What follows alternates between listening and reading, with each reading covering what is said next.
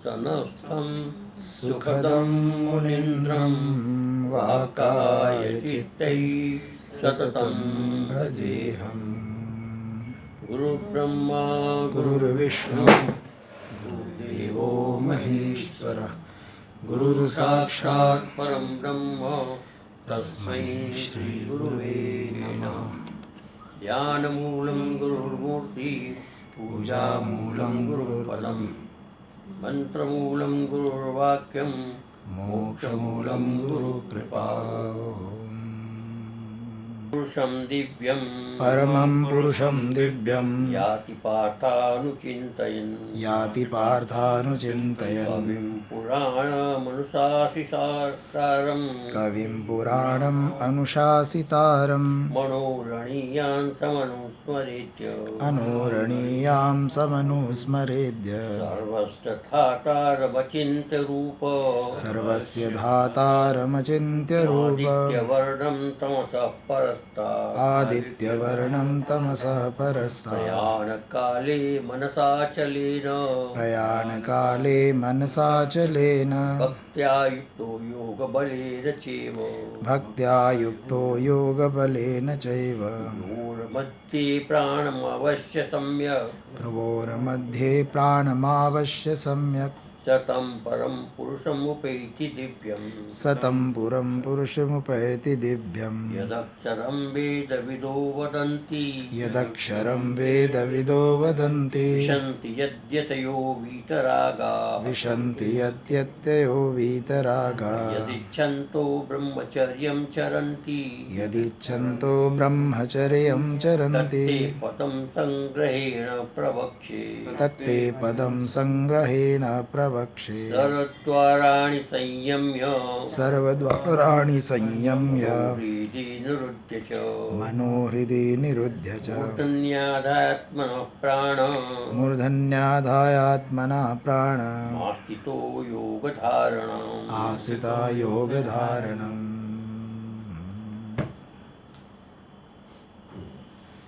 कल अपने योग के विषय में चर्चा हो रही थी जी।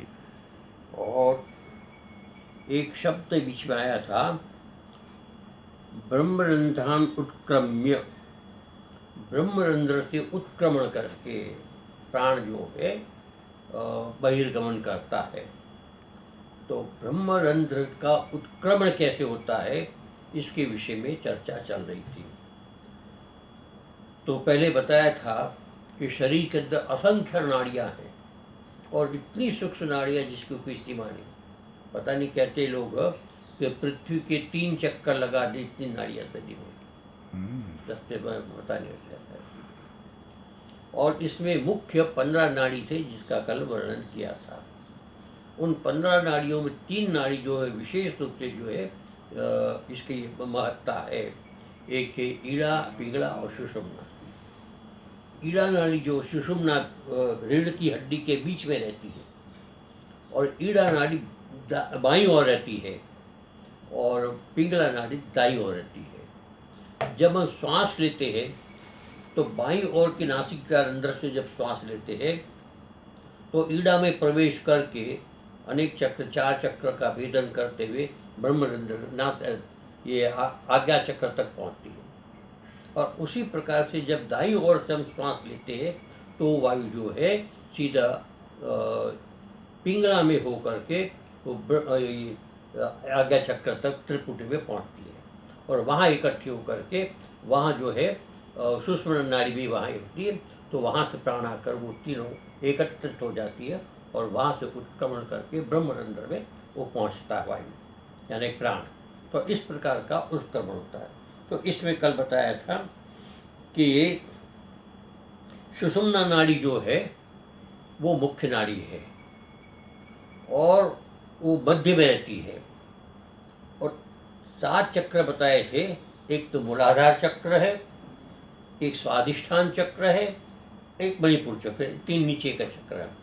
गुदा के नीचे के भाग में मूलाधार चक्र है और नाभि के नीचे के भाग में स्वाधिष्ठान चक्र है और नाभि पर जो है मणिपुर चक्र है।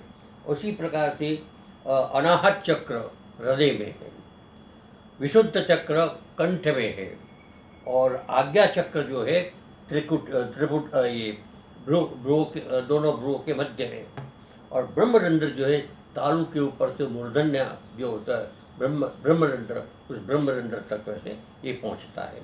ये 7 चक्र जो है, इसमें वायु 3 चक्र का भेदन, 4 चक्र का भेदन करके ब्रह्मरंध्र तक पहुंचता है। ये सारा विषय कल अपने आया था। इन चक्रों में त्रिचक्रों के शरीर में भिन्न भिन्न स्थान है, ये अलग अलग स्थान है। तो गुदा से लेकर के ब्रह्मरंध्र तक 7 चक्रों का स्थान है, और वो ऐसे ही समझो एक दूसरे के अंदर गूथे, जैसे कमल की माला हो, इसको चक्र कहते हैं कमल। तो चक्र की माला हो, कमल की माला हो, इस प्रकार से गूथे। और योगी विशुद्ध चक्र का कंठ स्थान हो। योगी विषयों का चिंतन से विमुख होकर, क्या होता है कि योगी विषयों के चिंतन से विमुख होता है, अर्थात सांसारिक विषयों का चिंतन न करते हुए केवल और केवल परमात्मा का चिंतन करते हुए उन वायु को नियंत्रण करते हैं, प्राणवायु को। और प्राणवायु को योग्य गुरु की सानिध्य में उसको गतिशील बनाता है। तो धीरे धीरे प्राण का जो है सुषुम्ना नाड़ी में ला करके फिर ऊपर ब्रह्मरंध्र तक ले जाते हैं।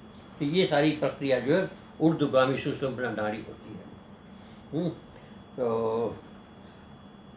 प्राणवायु को कंठ में विशुद्ध चक्र में लाकर दोनों भ्रुकुटियों के मध्य में जो ये अपना आज्ञा चक्र है, आज्ञा चक्र, उस चक्र में स्थापित करता है। उस चक्र से फिर ऊपर ले जा करके ब्रह्मरंध्र में जाता है।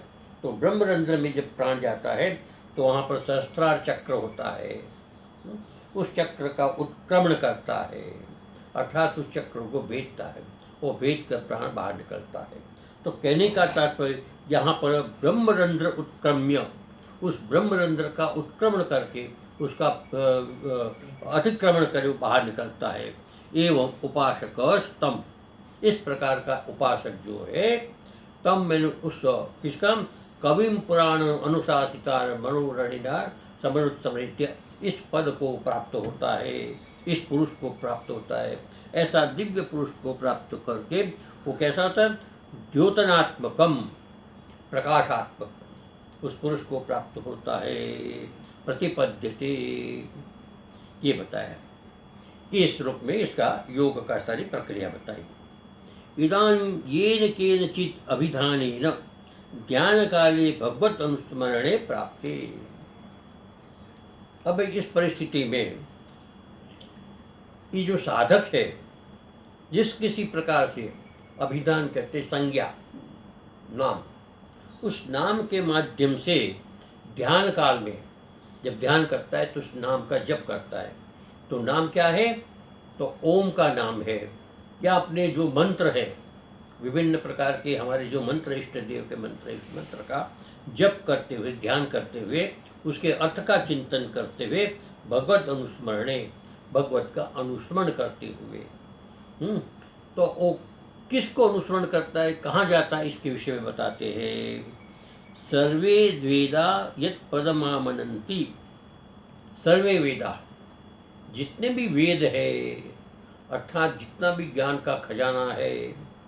वेद किसको कहते हैं, ज्ञान को कहते हैं। अनंता वही वेदा, ज्ञान का कोई सीमा, ज्ञान की सीमा नहीं, अनंत वेद है। ये सारे के सारे वेद, जो वेद मंत्र, जो संगीता शास्त्र है, वो सारे की सारे जिस वेद का आमनंती बने उसका गुण गाता है। तपांसी सर्वाणि यत् वदन्ति, जितने भी तपस्वी है, जितने भी तप है, वो जब तप जो है, जिसको वदंती, जिस लक्ष्य को प्राप्त करने के लिए कहता है, अर्थात तप क्यों करते हैं, उस परमात्मा की प्राप्ति के लिए। स्तुति क्यों करते हैं, उस परमात्मा की प्राप्ति के लिए। तो जो कुछ भी हम करते हैं वो सब के सब उस परमात्मा की प्राप्ति के लिए करता है। यद इच्छन्तो ब्रह्मचर्यम चरन्ति, जो व्यक्ति उस इच्छा को प्राप्त करते हुए, अर्थात उस इच्छा को ध्यान में रखते हुए, ब्रह्मचर्यम चरित, आज जन्म ब्रह्मचर्य का पालन करता है। तत्ते पदम, तत् मैंने वह, ते मैंने तुमको, पदम मैंने वो जो स्थान है, पदनीयम प्रापणीयम जो प्राप्त करने योग्य है, संग्रहेण ब्रवीमि मैं संग्रह अत्यंत संक्षिप्त में बताता हूँ। वो क्या है? ओम इति, ये ओम है। अर्थात वो जो परम पुरुष का जो वाचक है वो ओम है। समझे? परम पुरुष का, परमात्मा का जो वाचक है वो ओम है। उस ओम का जप करता है। इति इत्यादि श्रुति प्रतिपादितत्वेन प्राणेनैवाभिधानेन तद अनुसरणं कर्तव्यं नान्येन मंत्रादिना इति नियंतुम उपक्रमते। इत्यादि श्रुति, ये श्रुति जो है इस प्रकार का प्रतिपादन करती है। अब श्रुति का एकमात्र कहना है, इस प्रतिपादन का जो मुख्य उद्देश्य है वो केवल प्रणव के द्वारा, प्रणव रूप अभिधेय के द्वारा, प्रणव रूप शब्द के द्वारा, प्रणव मंत्र के द्वारा तद अनुस्मरणम, उस परमात्मा का ही अनुसरण किया जाए, ये कर्तव्य है। सबसे बड़ा प्रयत्न करना चाहिए। तो क्या प्रयत्न करें? तो ये प्रयत्न करना चाहिए कि उसी का ही स्मरण करना चाहिए। नान्येन मंत्रेण, किसी और मंत्र से नहीं। और मंत्र का अर्थ होता है भिन्न भिन्न प्रकार के देवी देवता के मंत्र, जो इस प्रकार का केवल ओम के द्वारा जो उस परमात्मा को लक्ष्य करता हो, सीधा सीधा उस परमात्मा का जो अखंड सच्चिदानंद परब्रह्म परमात्मा है उसको लक्ष्य करने वाला जो अभिधान है, जो संज्ञा, जो वाचक, वाच्य, उसको वैसे वाचक, जो वाचक है उसका विषय जप करना चाहिए। ये इस श्लोक में बताया जा रहा है। इसके लिए आगे श्लोक कहते हैं, यदक्षरं वेद विदो वदन्ति विशन्ति यद्यतयो वीतरागाः यद्दिच्छन्तो ब्रह्मचर्यं चरन्ति तत्ते पदम संग्रहेण प्रवक्षे। ये उपनिषद का था, कठोपनिषद का मंत्र था पीछे जो कहा। अब ये सीधा सीधा गीता में उसी मंत्र को यहाँ पर स्थापित करते हैं। यद अक्षरम वेद विदो वदन्ति, वेद विदो, वेद को जानने वाले, वेद का जिन्होंने साक्षात्कार किया ऋषियों ने, वे लोग जो है, जो परम तत्व ज्ञान के ज्ञाता, वे लोग जो है यद अक्षरम वदंती, जिस अक्षर के विषय में वो चिंतन करते या कथन करते हैं। यद यतयो वितरागः विशन्ति, जो यतय मैंने यति सन्यासी त्यागी, वितरागा किसी भी प्रकार का जीवन में कोई राग नहीं है, संसार के पदार्थ में जिसका किसी भी प्रकार की आसक्ति नहीं है, ऐसे व्यक्ति जो विशन्ति, जिसमें प्रवेश का अपना स्थान प्राप्त करना चाहते हैं, अर्थात उसमें अपने आप को स्थापित करना चाहते हैं। यद इच्छन्ति ब्रह्मचर्यम चरन्ति, जिसको प्राप्त करने के लिए नैष्ठिक ब्रह्मचर्य का पालन करते हुए आश्रम के अंदर रहते हैं, गुरुकुल इत्यादि में रह करके निरंतर वहाँ पर तप करते हैं। तत्ते पदम, तत् मैंने वह जो है, ते मैंने तुम्हारे लिए वो जो पद है, जो स्थान है, संग्रहेण मैंने संक्षिप्त में, प्रवक्षे मैंने मैं तुमको बताऊंगा। कौन कहते हैं? कौन कहते हैं? भगवान श्री कृष्ण। किसको कहते हैं? अर्जुन को कहते हैं। अब यहाँ पर इसका सारा विस्तार से बताएंगे। यद अक्षरम अविनाशी, वो जो अक्षर है वो अविनाशी है। यहाँ पर अक्षर मैंने परम पुरुष है ना, केवल परम पुरुष। यद अक्षरम अविनाशी ओमकाराख्यम, ओमकार जो है, ब्रह्म वेद विदो वदंती, वेद को जानने वाले इस प्रकार को कथन करते, इस प्रकार से कहते वदंती। एतद्वै अक्षरम गार्गी ब्रह्मणा अभिवदन्त्य स्थूलम अणुन अरस्तम अदीर्घमिति। हे गार्गी, बृहदारण्यक उपनिषद का है। हे गार्गी, एतद्वै तदक्षरम, यही वो जो अक्षर है, तद अक्षर मैंने वह अक्षर है। हे गार्गी, ब्राह्मण, ब्राह्मण मैंने ब्रह्म को जानने वाले जो ब्राह्मण है, वेदवित्त है, अभिवदंती वो कहते हैं, क्या है वो? तो अस्थूल, अस्थूल मैंने स्थूल नहीं है, न अणु, अणु भी नहीं है। अब जब स्थूल भी नहीं है, अणु नहीं, तो क्या है? दो ही चीज़ होती है, या तो स्थूल होगी या वस्तु अणु होगा। तो ये स्थूल भी नहीं है, अणु नहीं। संसार का प्रत्येक वस्तु या तो स्थूल होगा या फिर अणु होगा। स्थूल का मतलब सबसे बड़ा, बृहणात मैंने सबसे बड़ा, वो नहीं है, वो बड़ा कोई विशेषण नहीं इसके अंदर। और अणु मैंने सबसे छोटा, ये छोटा भी विशेषण, वो विशेषण के अंदर नहीं है। अणुहस्व, अह्रस्व, ह्रस्व ह्रस्व नहीं है, न वो दीर्घ है न वो ह्रस्व है। अर्थात कहने का तात्पर्य इस ब्रह्म के अंदर किसी भी प्रकार का कोई विशेषण नहीं है। विशेषण नहीं, विशेषण नहीं तो विशेष्य नहीं। तो क्या है? केवल और केवल वो सत्ता मात्र है, उसको किसी भी शब्द से कहा नहीं जा सकता। तो ऐसा ही जो है ना, इत्यादि वचन ही, इस प्रकार के वचनों के माध्यम से सर्व विशेष निवर्तन, सब प्रकार के धर्म का निवर्तन करते हुए। देखो, वस्तु में दो चीज़ होती है, एक धर्म होता है और एक गुण होता है। कभी कभी गुण को भी धर्म कह देते हैं। तो जितने भी संसार के पदार्थ है उसमें गुण धर्म होता है। धर्म क्या होता है? ये हम कहते हैं गुणत्व, रूपत्व, रसत्व, ये उसका धर्म है। और धर्म है। और गुण क्या है? रूप, रस, गंध, ये गुण है। ये गुण है। काला, पीला, हरा, ये गुण है। खट्टा, मीठा, खट्टा, ये गुण है। शब्द गुण है, मृदु शब्द, कटु शब्द गुण है। तो विभिन्न प्रकार के जो विशेषण है वो सारे के सारे गुण हो जाते हैं। तो न तो किसी प्रकार का धर्म है उसके अंदर है, न किसी प्रकार का उसके अंदर गुण है। इसलिए कहते सर्व विशेष वर्तने, किसी भी प्रकार का उसके अंदर विशेष नहीं, अर्थात विशेषण नहीं है, गुण धर्मात्मक विशेषण नहीं है। प्रतिपादयन्ति, इस प्रकार से उसका प्रतिपादन करते हैं। न केवलम प्रमाण कुशलेदैव प्रतिपन्नम, किंतु मुक्त उपसृप्यतया तैर अनुभूतम इति आह। कहते न केवलम प्रमाण कुशली, जो प्रमाण देने वाले, जो अनुभव करने वाले, जो विद्वान है, वही केवल नहीं इसको कहते हैं। तो इसके अतिरिक्त भी केवल प्रमाण से नहीं, मैंने अनुभव से भी है। कुछ तो होता है प्रमाण से हम कहते हैं कि शास्त्र में ऐसा लिखा, शास्त्र में ऐसे लिखा, शास्त्र में ऐसा, कहते केवल प्रमाण से नहीं।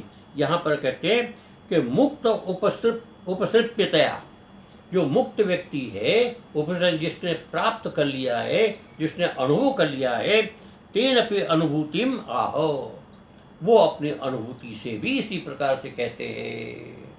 अर्थात वस्तु की सिद्धि दो प्रकार से होती है, वस्तु प्रमाणाभ्याम,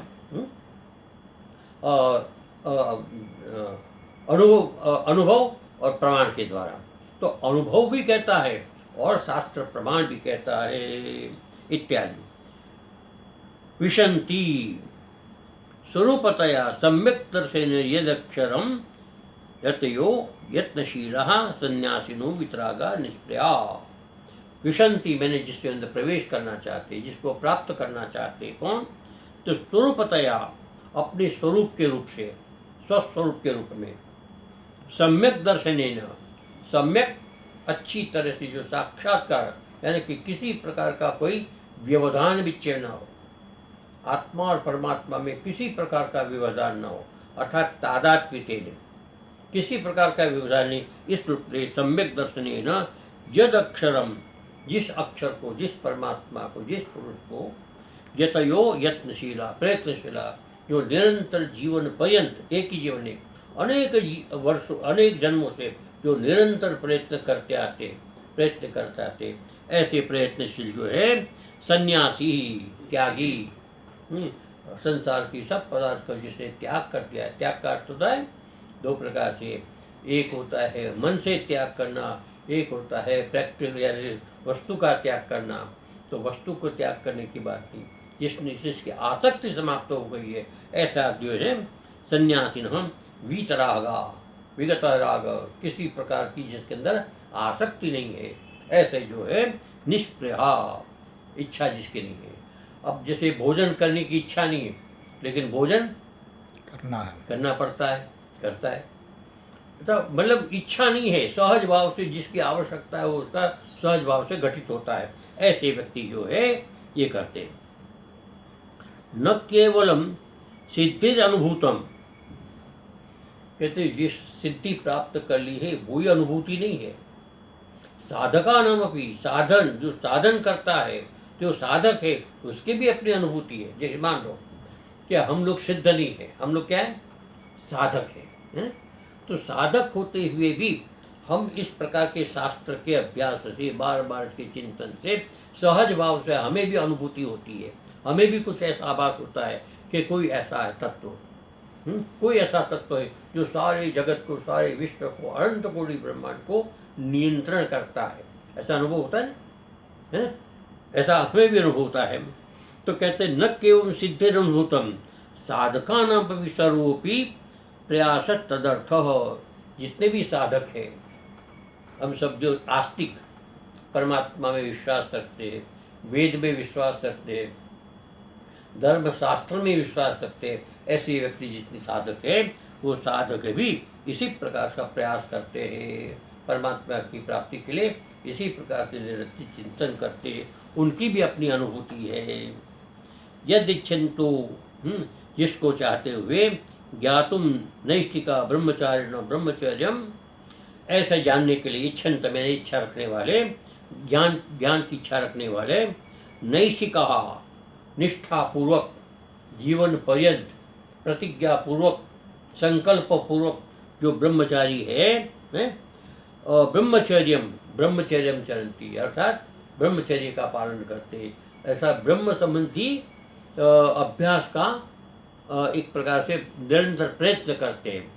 ब्रह्मणि चरंती थी ब्रह्मचर्य, ब्रह्म ने परमात्मा में विचरण करने वाला जो होता है उसको ब्रह्मचर्य कहते हैं। ब्रह्म में परमात्मा, ब्रह्मणि चरंती अर्थात ब्रह्म में विचरण करता है, अर्थात ब्रह्म की समाधि के अंदर निरंतर लगे रहते हैं, उसको ब्रह्मचर्य। हाँ, गुरुकुलावासादि, गुरुकुल में वास करते हैं, ये जंगल में रहते हैं, एकमात्र जहाँ पर किसी प्रकार की कोई बाधा उत्पन्न न हो, किसी प्रकार का बाह्य संस्कार उत्पन्न न हो, ऐसी जगह पर रहकर के इस प्रकार की साधना करते, तपश्चरंती, वहाँ रहकर वो तप करते, विभिन्न प्रकार के तप करते हैं, यावत जीवन, जब तक वो जीवन है तब तक वो तप करते रहते हैं। यद तद अक्षराक्षम पदम, वो जो अक्षराख्य पद है, पद मैंने स्थान, तो मैंने आश्रय, तो सबका आश्रय कौन है, ब्रह्म परमात्मा, संपूर्ण विश्व का आश्रय, अनंत कोटि ब्रह्मांड का आश्रय वो कौन है, तो ब्रह्म है। तो इस प्रकार से वह पदनीयम मैंने प्रापनीयम, जिसको प्राप्त किया जा सके, ते तुभ्यम, इसलिए मैं तुमको, तुम्हारे को, संग्रहेण संक्षेपेण अहम प्रवक्षे, मैं तुमको संक्षेप में इसको बताऊंगा। प्रवक्षे प्रकर्षेण कथयिष्यामि, प्रकर्षण संपूर्ण रूप से मैं कहूँगा, कहीं पर भी किसी को किसी प्रकार का संदेह न रहे, इस प्रकार से मैं तुमको समझाऊंगा। भगवान कृष्ण अर्जुन को कहते हैं, कहाँ कहते हैं, युद्ध के मैदान में कहते हैं। कितनी विचित्रता है? युद्ध के मैदान, जहाँ पर समझो कि एक दूसरे के रक्त के प्यासे हैं, वहाँ भगवान ही उपदेश दे रहे हैं। कथिष्यामि यथा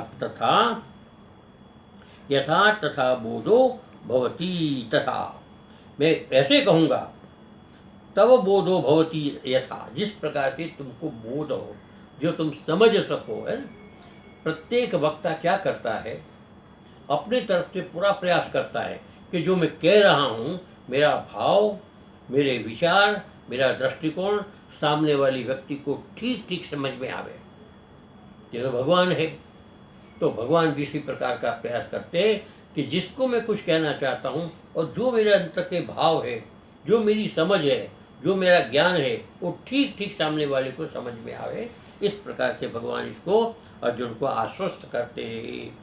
अतस्तदक्षरम कथम मया ज्ञेयम इति कुतो, आपको आकुलो माँ भू, कहते हैं जिससे तुम्हें ये आशंका न हो, तुम्हें घबराहट न हो, तुम्हें अशांति न हो कि ये जो भगवान कह रहे यदक्षरम कथम मया ज्ञेयम, मैं कैसे उसको जानूंगा, कैसे समझूंगा, ये तुम्हें इस प्रकार की चिंता नहीं करनी पड़ेगी।